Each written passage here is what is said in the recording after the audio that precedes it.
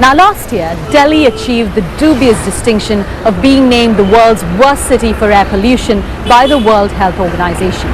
The Indian government is now monitoring pollution levels in 10 key urban areas, and while that causes misery for many, the problem in the capital is also creating business opportunities.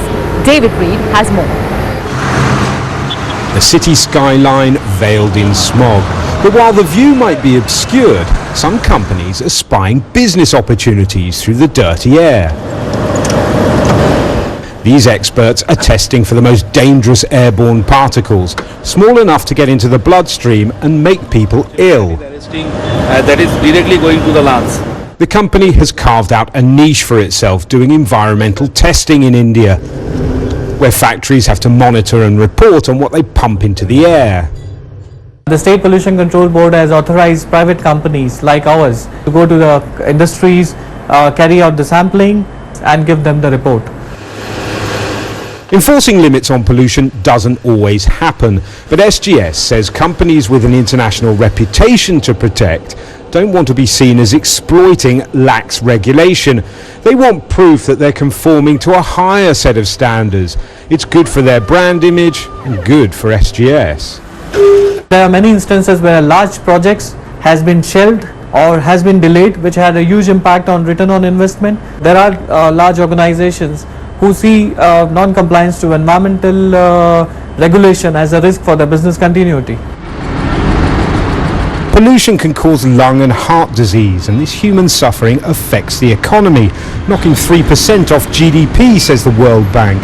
If those figures are correct, those tiny airborne particles cost India $60 billion a year.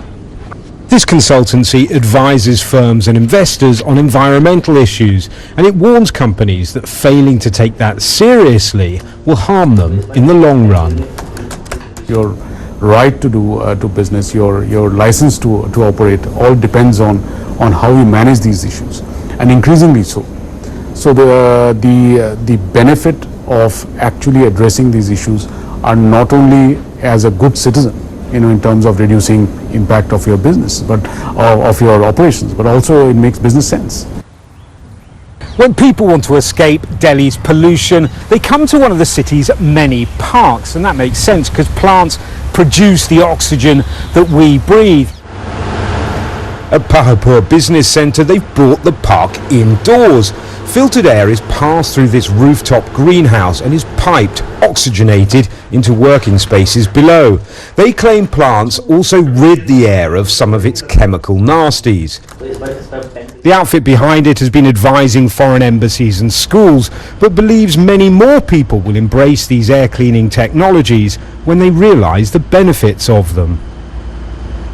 The expat community, I think the opportunity is there today, but that's not enough. The expat community is only a small percentage of the population of Delhi and India.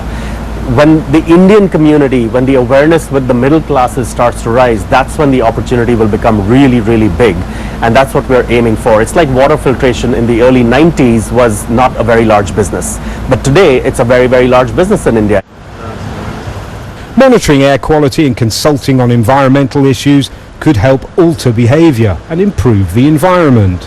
But until the winds of change really pick up, the best hope for clean air in this wheezing city could be blowing through this rooftop greenhouse.